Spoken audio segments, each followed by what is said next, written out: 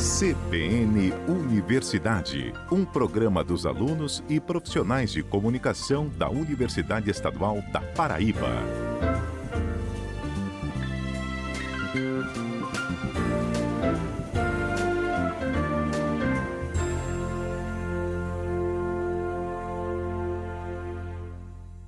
Olá, bom dia! Está começando mais um CBN Universidade, o programa que você já sabe. É produzido por alunos de jornalismo da UEPB e de educomunicação pela UFCG, com supervisão e edição dos profissionais da Coordenadoria de Comunicação da Universidade Estadual da Paraíba. No programa de hoje, 6 de julho, vamos ter dicas para você que é concurseiro de plantão. Tem também uma reportagem sobre o restaurante universitário da UEPB, que agora está de recesso, mas em tempo de atividade serve cerca de 300 refeições por dia. No campus de Bodocongó da Universidade Estadual da Paraíba, o restaurante universitário Estudante Raif Sobreira Ramalho Filho reúne alunos de todos os cursos, desde que foi inaugurado em 1991. O reitor da UEPB reafirma compromisso com ciência, tecnologia e inovação em evento nacional. Ainda teremos uma entrevista para falar sobre o direito da pessoa idosa e os casos de violência contra a terceira idade. Projeto desenvolvido no Departamento de Letras concorre a Prêmio Nacional. O projeto Papel na Tela, desenvolvido pelo Departamento de Letras da UEPB, foi selecionado para concorrer ao Prêmio Nacional Educar para Transformar. E se liga aí que tem as datas da colação de grau para os alunos da UEPB que se formam agora no período 2019.1. O CBN Universidade de hoje está imperdível e você tem que ficar sintonizado com a gente porque o programa de hoje está apenas começando. E eu já começo o programa de hoje falando sobre a Comissão Permanente de Concursos da UEPB, a CPCOM, que está realizando uma série de provas em todo o estado da Paraíba, agora no mês de julho. Tem concurso para a Prefeitura Municipal de Guarabira, Solânia, Nova Palmeira e Cuité, entre outras cidades paraibanas. A maioria dos concursos vão realizar a prova escrita agora no próximo fim de semana, dia 14 de julho. E como a gente sabe que muitos concurseiros de plantão estão na escuta do CBN Universidade, falamos com a presidente da CPCOM, Analice Sobreira, e ela deu várias dicas do que você pode e não pode deixar de saber. Prepara aí o papel e a caneta para anotar tudo e ficar bem informado. Uma das coisas mais importantes que nós estamos alertando a todos os candidatos é a questão da hora em que vamos fechar os portões, tanto no turno da manhã como no turno da tarde. Primeiramente, no turno da manhã, que serão todos os candidatos que irão realizar as provas do ensino fundamental e do ensino superior, nós vamos abrir os portões às 6h45 da manhã, ou seja, às 15 para as 7. Mas nós vamos fechar os portões de 7h45, ou seja, 15 para 8, todos os portões serão fechados. Isso é de extrema importância que os candidatos que vão realizar as provas no turno da manhã fiquem atentos. Porque se perguntarem, inclusive, mas as provas mesmo são de 8 horas? A gente entrega as provas às 8 horas, mas é preciso um intervalo de tempo para que o candidato entre no setor e vá para a sua sala, para que a gente possa realmente iniciar a aplicação das provas às 8 horas. Então, quando der 15 para 8, de acordo com o edital, nós vamos estar fechando os portões. Isso se encontra escrito lá no edital, onde tem o capítulo das provas objetivas. No turno da tarde, nós vamos abrir os portões às 13h15, 1h15 da tarde, estamos abrindo os portões. E nós vamos fechar os portões às 14h15. Vejam, as provas realmente vão ser iniciadas, as suas aplicações, às 14h30, mas os portões, de acordo com o edital, é fechado às 14h15. Então, o candidato que chegar após esse horário, ele vai encontrar os portões fechados e não poderá entrar no local de sua prova, tá certo? Quanto à questão do uso do celular, os candidatos eles podem até entrar no setor com o celular. Na porta da sala, então o fiscal vai entregar uma sacolinha plástica para que o candidato possa desligar o celular e colocar dentro desse saquinho plástico celular, relógios, enfim, todo o material que é extremamente proibido e que pode causar eliminação do candidato. Mesmo ele estando dentro do saquinho plástico, se soar algum alarme, se tocar, então o candidato é eliminado. Ao sair, esses candidatos só podem abrir essa sacola plástica fora do setor de provas. Se o candidato abrir, ele ainda estando dentro do setor de provas, esse candidato será eliminado. Eu gostaria que todos os candidatos lessem com bastante atenção esse capítulo das provas objetivas, que tem todas essas informações. Então, é necessário se chamar bem a atenção para que ninguém esqueça esses detalhes. Obrigada, Analice. Agora nós vamos mudar de assunto porque é hora da coluna do professor Luciano Nascimento. Direito e Cidadania, com Luciano Nascimento. Bom dia a todos os ouvintes da CBN Campina Grande 103,5 FM. E hoje, na coluna Direito e Cidadania, eu, Luciano Nascimento, falo sobre o STF e a criminalização da homofobia. Porque, recentemente, o STF analisou pedido em ação direta de inconstitucionalidade por omissão do Parlamento, portanto do Congresso Nacional, e também a análise do mandado de injunção de número 4733, que teve como relator o ministro Edson Fachin. Na ação direta de inconstitucionalidade por omissão, teve como relator o ministro Celso de Mello. E a ideia, portanto, é analisar a ideia da homofobia como uma conduta equiparada ao crime de racismo que está previsto na Lei 7.716 de 1989. Duas questões fundamentais sobre esta temática. Primeiro, que se trata de uma reivindicação mais do que justa, né? Temos um problema de ordem social. Segundo, porque esta matéria versa sobre um problema de sociologia criminal universal, que são essas pessoas estarem sendo mortas, sendo assassinadas pela sua condição de identidade de gênero, pela sua condição de liberdade sexual ou de pedagogia sexual, enfim. Pessoas, seres humanos estão sendo mortos pelas características humanas que possuem ou das quais são titulares. E, portanto, a ideia era tratar a homofobia como crime de discriminação ou preconceito, né, dentro da ideia de orientação sexual e de identidade de gênero. E aqui a posição do STF, que foi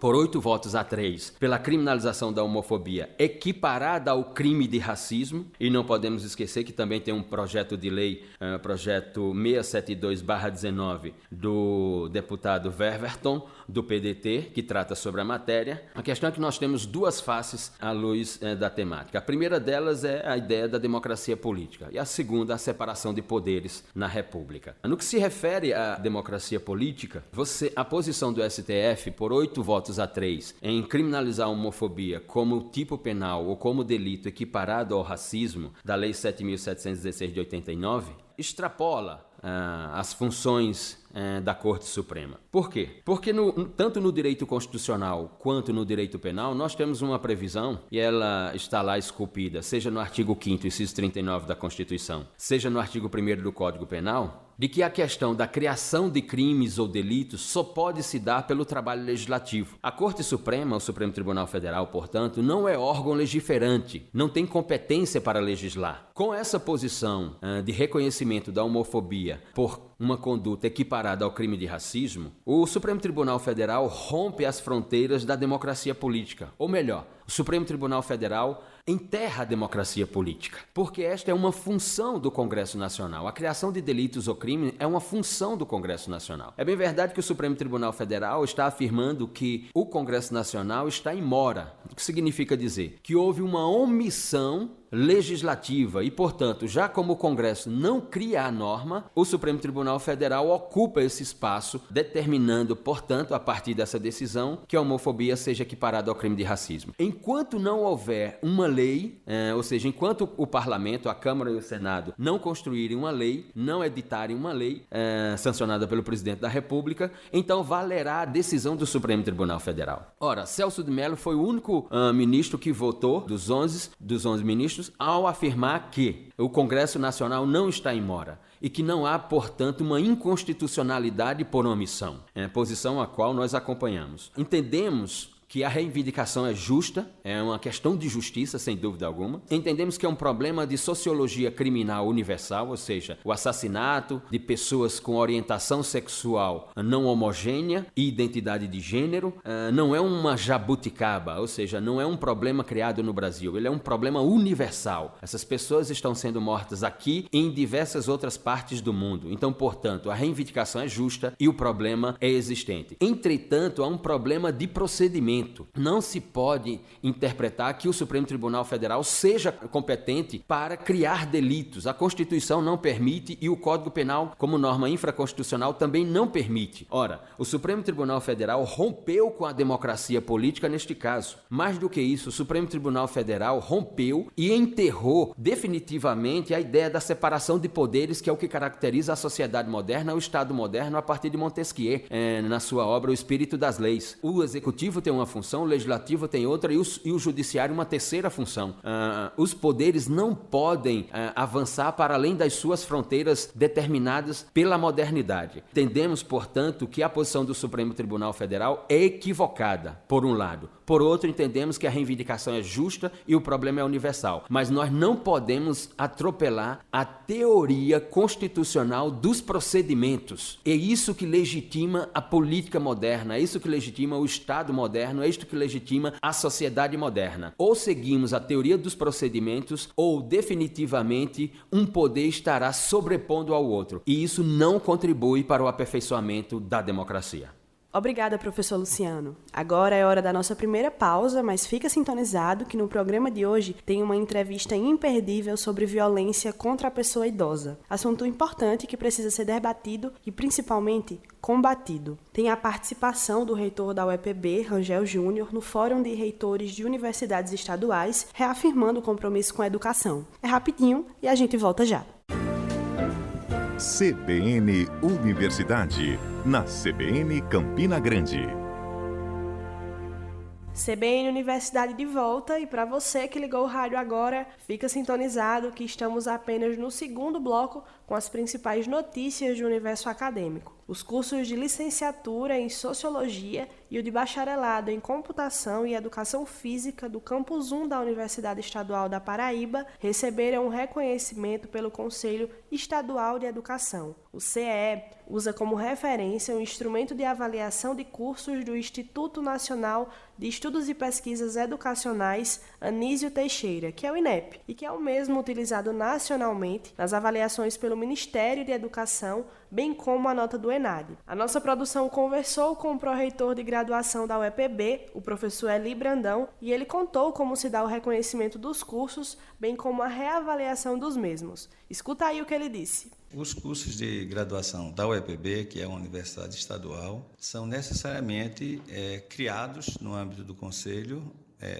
no Conselho Superior da Universidade, no CONSUNE, e depois o projeto é aprovado no CONCEP, e na sequência ele é enviado para o reconhecimento no Conselho Estadual da Educação, que é a instância formal, legal, do reconhecimento dos cursos das universidades estaduais. Então, um curso é criado dentro do âmbito da universidade em conformidade com o regimento de graduação, e em conformidade com as diretrizes nacionais. Então, e também com as diretrizes do Conselho Estadual, que são diretrizes semelhantes à do Conselho Nacional, só que no âmbito do Estado. Então, os instrumentos que o Conselho também utiliza são os instrumentos de avaliação também usados pelo INEP no âmbito nacional. Então, a importância é porque é necessário, é imprescindível que os cursos passem por essas instâncias. Primeiro, os conselhos da universidade, com a criação e depois a aprovação do projeto pedagógico, e depois ele é enviado para o Conselho Estadual para o reconhecimento. Esses agora foram reconhecimento porque eles são o primeiro reconhecimento, são cursos criados recentemente. Todos os cursos da universidade agora estão em processo ou de reconhecimento, no caso dos primeiros, primeiro reconhecimento, ou de renovação do reconhecimento. Então, nesse primeiro momento, a gente pediu ao Conselho que priorizasse aqueles cursos que não tinham sido reconhecidos ainda, né, e que, portanto, teriam seu primeiro reconhecimento. Você ouviu aí o professor e o pró-reitor de graduação, Eli Brandão, falando sobre o reconhecimento dos cursos da universidade pelo Conselho Estadual de Educação. E o que referenda ainda mais à excelência das graduações ofertadas pela instituição é o número de inscritos em busca de uma vaga na UEPB através do Sistema de Seleção Unificada. Agora, para o SISU 2019.2, foram registradas mais de 29 mil inscrições, tanto para a primeira quanto para a segunda opção de curso. Isso está incluindo candidatos dos mais diversos estados do país e também do Distrito Federal. De acordo com o levantamento feito pela Prograde, os cursos mais procurados foram o de Psicologia, aqui em Campina Grande, seguido pelo de Direito, em Guarabira, e na sequência o de Odontologia no campus de Araruna. É muita gente querendo estudar e fazer a graduação aqui na Universidade Estadual da Paraíba. De acordo com o calendário acadêmico da UEPB, o próximo período letivo, no caso 2019.2, só deve começar no dia 6 de agosto. Agora nós vamos falar sobre o famoso RU, o restaurante universitário da UEPB, que atende estudantes e funcionários da instituição, garantindo mais de 300 refeições por dia. Quem traz as informações é o repórter Luiz Felipe Bolles, que fez uma matéria bem bacana pra gente. Vamos ouvir. No campus de Bodocongó da Universidade Estadual da Paraíba, o restaurante universitário Estudante Raif Sobreira Ramalho Filho reúne alunos de todos os cursos, desde que foi inaugurado em 1991. Qualquer pessoa pode almoçar no RU pelo valor de R$ 8,00 ou jantar pagando R$ 7,00. Dependendo da renda familiar de alguns alunos, eles têm uma das refeições diárias garantidas através de um programa de assistência estudantil que abre vagas periodicamente por meio de um edital online que é preparado pela Pró-Reitoria Estudantil, a Proeste, e lançado no site da UEPB. Os estudantes cadastrados são reconhecidos por um sistema biométrico. O acesso é habilitado através da digital, o que agiliza o processo e evita a formação de filas. Caroline Almeida é nutricionista da UEPB e no RU ela conduz as instalações e os equipamentos do local, além de zelar pela saúde e higiene dos funcionários e garantir a qualidade das refeições servidas pelo restaurante de uma forma geral. O meu trabalho é feito, no geral, como vigilante, né? Tanto na base dos cardápios, está vendo se ele está equilibrado nutricionalmente, tanto em proteínas, carboidratos, vitaminas, que a gente sabe que tem os benefícios, né, de cada um no nosso organismo. Então, eu também estou em conjunto com a empresa para estar vendo essa questão da validade dos produtos, do recebimento dos materiais direitinho, para que tudo ocorra bem, né? Para que não acabe sendo negativo. É com um sorriso que Damiana da Silva recebe a todos que passam pelo RU. Para ela, o restaurante é muito mais do que um local de trabalho, e sim uma grande família. O meu trabalho. Amo demais, porque tenho convivência com a minha equipe, tenho meus meninos, minhas meninas que são meus alunos, que a gente trata com o maior carinho. E fazemos a nossa alimentação para ele com muito carinho, independente de qualquer coisa. O nosso respeito que a gente tem com eles, a gente gostaria de ter também, como somos respeitados na nossa hora, de 11 horas até 7 da noite com eles, porque temos 2 turnos. Tem dia, pronto, segunda eu pego de 7 e vou até às 4. De terça, quarta e quinta eu pego de 9 e vou até às 7. Quer dizer, temos 2 equipes, 2 turnos de aluno e assim nossas crias vai crescendo, uns vai saindo, a gente vai ficando triste, porque um vai desistindo. Mas a gente fica feliz quando chega um aluno e uma aluna diz: passei, só daqui a 2, 3 anos, quando eu voltar a vir fazer alguma coisa aqui na universidade, a gente vem visitar vocês e a gente fica grato por isso. Todos os dias o restaurante universitário prepara um cardápio diversificado. Estima-se que uma média de 250 a 300 refeições sejam oferecidas diariamente pelo RU. Residente na cidade de Areia, no Brejo Paraibano, o estudante de História Jean Félix diz que o RU tem papel fundamental para a formação acadêmica dele. Conseguiu o benefício do RU por intermédio de edital, que é lançado pela Proeste. Aí eu me inscrevi, levei a documentação toda para comprovar da minha necessidade e carência quanto a esse benefício disponibilizado pela UEPB, e assim foi aprovado. Tenho esse benefício desde do ano passado, 2018, e até então tem me auxiliado muito, pois como eu moro em outra cidade, sou da cidade de Areia, Paraíba, me auxilia muito nesse sentido de permanência no campus. Ou seja, sendo assim, eu posso, após o almoço, dar uma descansada por aqui, depois ir lá para a biblioteca, estudar e assim progredir academicamente. E quando chega a hora do almoço ou do jantar, na UEPB, o RU é uma opção excelente para satisfazer a fome. Luiz Felipe Boles, para o CBN Universidade. Obrigada, Boles. Agora estamos no período de recesso da Universidade Estadual, mas quando o segundo semestre letivo começar, o RU volta com todo o gás. É hora de mudar de assunto e falar sobre um evento que o reitor da UEPB, o Rangel Júnior, participou. É o Fórum de Associação Brasileira de Reitores de Universidades Estaduais e Municipais, que no final da programação divulgou o documento que reafirma o compromisso da Universidade Estadual da Paraíba com os recursos de tecnologia, ciência e inovação, intitulada de Carta de Brasília. Dentro da programação do fórum também foi debatido o financiamento da pós-graduação, o aprimoramento do sistema e novas políticas para o fortalecimento do ensino.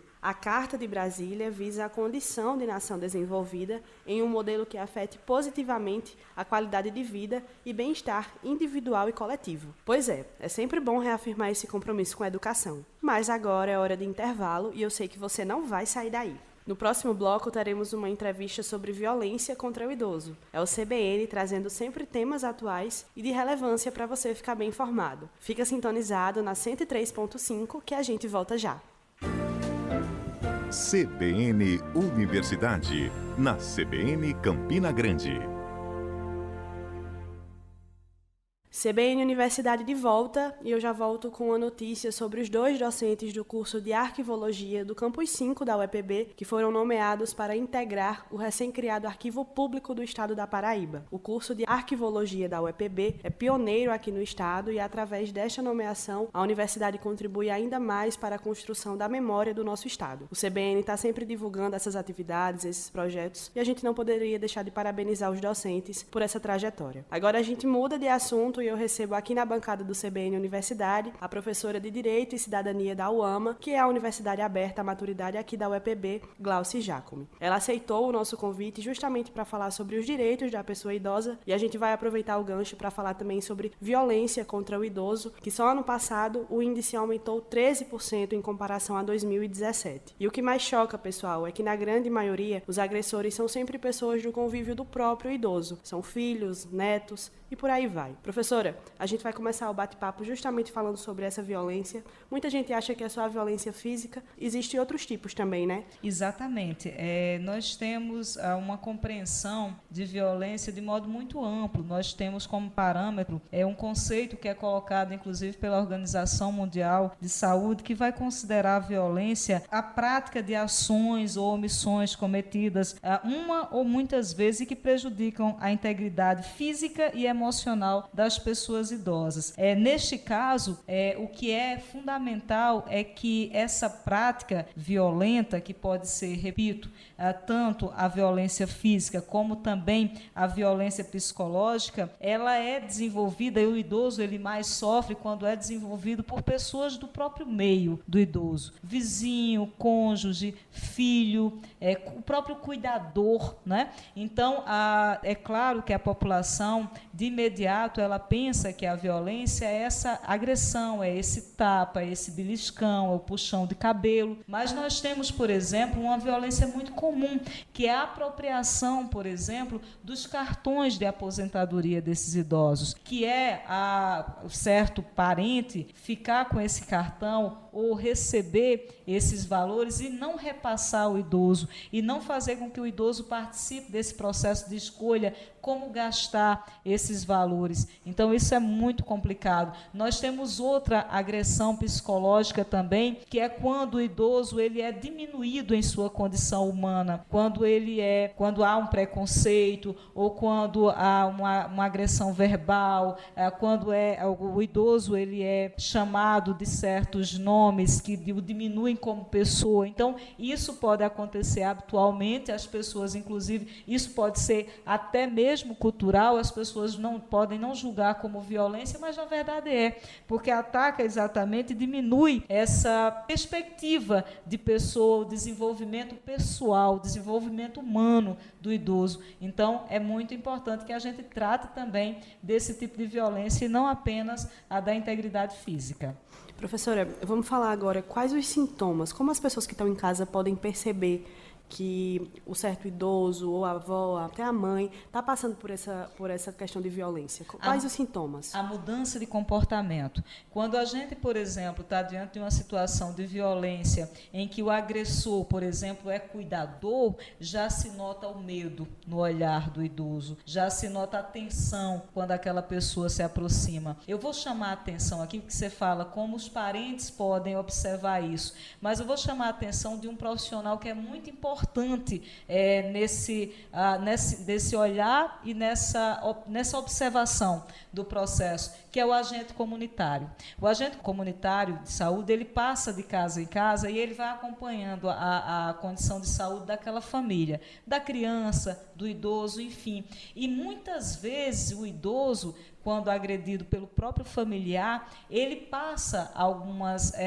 ele demonstra de alguma forma que sofre certa violência. E é importante, então, que esse profissional ele observe. Então, se há uma tensão, se há uma mudança de olhar, se há aquela impressão de que vai acontecer o choro, se o idoso quer puxar um pouquinho a pessoa do externo para conversar, para contar algo. Então, tudo isso é importante. E o que é mais importante, o nosso Estatuto do Idoso, a nossa legislação protetiva, ela coloca que é obrigação dos profissionais, lá no artigo 19, ele vai colocar que em caso de suspeita ou confirmação, todas as pessoas, não apenas esse agente que eu estou falando, o agente de saúde, o agente público, mas, de modo geral, qualquer cidadão, qualquer pessoa que notar, que perceber essa suspeita, deve denunciar diretamente e imediatamente às autoridades. E por que qualquer pessoa? Porque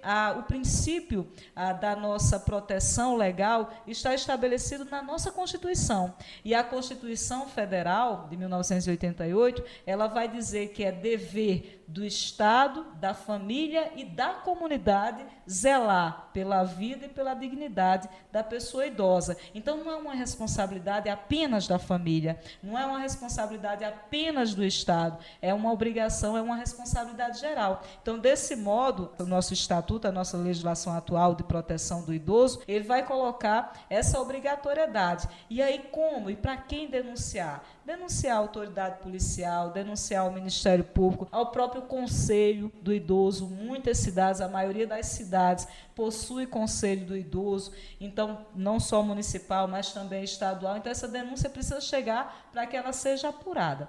A senhora, além de professora de Direito e Cidadania, a senhora é assessora da UAMA também, né? A senhora pode falar um pouquinho sobre esse processo de orientação, se os idosos recebem essa orientação na Universidade Aberta, a maturidade? Fala um pouquinho como é o processo lá. A Universidade Estadual da Paraíba faz um trabalho extraordinário e pioneiro aqui no Brasil com relação ao idoso. A Universidade Aberta à Maturidade, neste ano, completa 10 anos de existência, sem ter parado um só momento. A gente sabe que outras universidades desenvolvem trabalhos de extensão, desenvolvem trabalhos que têm o idoso como público-alvo. No entanto, a UAMA ela tem uma particularidade, porque ela oferece um curso que tem um tempo, são 2 anos de duração, e nesse curso são oferecidas matérias, são oferecidas disciplinas muito voltadas à vida, ao cotidiano do idoso. Na parte, por exemplo, do direito do idoso, o que se coloca e o que se explora nessa matéria é exatamente aquilo que o idoso pode usar no dia a dia.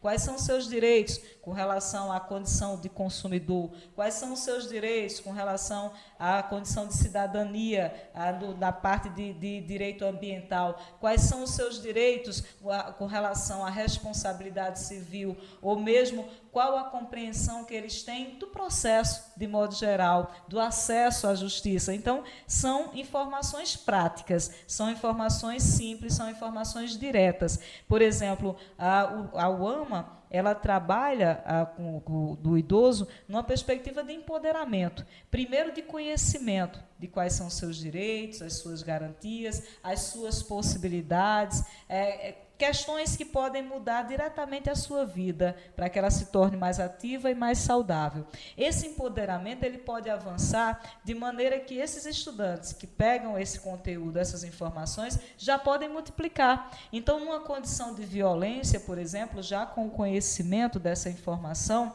o idoso ele já pode ajudar uma outra pessoa com mais de 60 anos que não seja estudante da universidade. Então, já é um processo em amplitude. E esse empoderamento ele pode avançar ainda mais, porque hoje nós já temos idosos que foram alunos da Universidade Aberta à Maturidade, da UEPB, e que já estão envolvidos em associações de idosos, já estão envolvidos em associações comunitárias, já pensam em pleitear espaços de conselho do idoso, ou seja, uma participação muito mais intensa, que preserve essa ideia de direito coletivo, né, de direito difuso. Então, essa é a perspectiva da UAMA, é um trabalho que a gente faz em que 2 anos os idosos, as pessoas com mais de 60 anos, recebem essas orientações e podem, na prática, no seu dia a dia, melhorar a sua vida exatamente com esse conhecimento. É quando eles disseminam a informação, né? Eles aprendem na universidade e vão disseminando, passando para o vizinho. Isso é muito legal. Professora, agora a gente vai falar sobre uma questão muito fundamental da violência contra o idoso, que é a questão da denúncia. Muitos deles podem não saber como eles fazem. Às vezes eles podem até sentir o desejo, né? A gente sabe que essa questão da denúncia é um pouco questionável, merece o debate, mas como eles fazem para denunciar? A gente sabe que é fundamental, mas para o pessoal de casa, como eles fazem para denunciar? De fato, a questão mais sensível é porque os dados apontam, sobretudo os dados do Disque 100, da violência, apontam que o maior número de agressores, ou os agressores, em sua boa parte, já estão dentro da própria casa, do lar dessa pessoa idosa. Então, por isso, essa sensibilidade. Então, o próprio idoso, certamente, na maioria das vezes, ele não vai fazer diretamente essa denúncia pela relação de afeto que existe. Mas aí nós vemos também o outro lado, por exemplo, filhos abandonam o idoso, há o abandono afetivo de idoso, e a gente sabe que a legislação também traz uma previsão a respeito disso, uma responsabilização no caso do abandono afetivo, com a possibilidade, inclusive, de reparação, não só no aspecto material, de cobertura das necessidades da pessoa idosa, como também no aspecto do dano moral. Então, a legislação traz essa previsão. O que a gente precisa, de fato, é conscientizar mais para que clareie essa ideia. Então, os idosos eles precisam compreender também que não devem passar por essa situação e devem denunciar. Mas as pessoas, de modo geral, também são responsáveis. Veja que no artigo 10, no parágrafo 3º do nosso Estatuto do Idoso, coloca como dever de todos zelar pela dignidade do idoso, colocando-o a salvo de qualquer tratamento desumano, violento, aterrorizante, vexatório ou constrangedor. Então, é dever cidadão, é dever geral. Se a pessoa nota, qualquer o vizinho, o amigo, alguém que está passando, às vezes, em certa rua e percebe que naquele endereço há uma constância, há uma prática relativa à violência, então deve fazer essa denúncia. O Disque 100 é um caminho muito prático. A pessoa pode ligar de qualquer parte do Brasil, vai ligar ao 100, 100, e aí o 100 vai acionar o serviço de proteção daquela localidade. Mas também, se for o caso, essa pessoa, tendo acesso a uma delegacia, tendo acesso ao Ministério Público, pode fazer também de modo mais cuidadoso essa denúncia, porque pelo 100, essa denúncia ela pode ser, inclusive, uma denúncia anônima. Agora é preciso indicar minimamente o endereço para que a turma, a equipe técnica, possa fazer essa visita em loco e possa perceber, de fato, esses elementos que apontam para o cometimento de violência contra o idoso. Obrigada, professora Glauci. O CBN Universidade está sempre trazendo temas de relevância como esse e batendo na tecla da denúncia, que é fundamental. Mas agora a gente vai para uma pausa rapidinha, mas não sai daí que ainda tem muita informação para você. Depois do intervalo, eu trago o calendário das colações de grau da UEPB e um projeto do Departamento de Letras que está concorrendo a um prêmio nacional. Muito bacana, né? Então não sai daí que a gente volta já. CBN Universidade, na CBN Campina Grande. CBN Universidade de volta e eu já trago uma informação importante para você que é estudante da UEPB e cola grau este semestre. A universidade disponibilizou as datas das cerimônias e a gente vai dizer agora para você. Então fica com papel e caneta na mão. O primeiro campus a realizar a solenidade é o campus Jucá Toledo Rocha no dia 19 de julho. Em seguida, no dia 22, será a vez do campus de Monteiro. E na sequência, dia 23, será realizada a cerimônia do campus de João Pessoa, na capital paraibana. No dia 24 de julho, são os estudantes do campus de Guarabira que colam grau. E no dia 25 é a colação do campus de Patos. No dia 26, o campus de Araruna. E fechando a rodada das colações de grau, tem a solenidade dos campos de Campina Grande e Lagoa Seca aqui na cidade no dia 27 de julho. E por falar em Lagoa Seca, o Centro de Ciências Agrárias e Ambientais, localizado na cidade, ganhou um equipamento essencial para melhorar a qualidade da cachaça produzida aqui no estado. A Paraíba está entre os maiores produtores de cachaça de alambique no Brasil. Pois é, e quem acompanhou a inauguração foi o repórter Aldair Rodrigues, que conversou com o diretor do centro, o professor José Félix. Vamos ouvir o que ele disse sobre essa nova estrutura do campus. Escuta aí. Esse projeto, a instalação desse laboratório de fermentação, ele vem dar resposta a muitas perguntas, muitas dúvidas existentes no setor de cachaça aqui no estado. Pra você ter uma ideia, a Paraíba é a maior produtora de cachaça de alambique do país, produzindo uma das melhores cachaças do Brasil. Recentemente aconteceu no estado de Minas Gerais, em Belo Horizonte, a Expo Cachaça.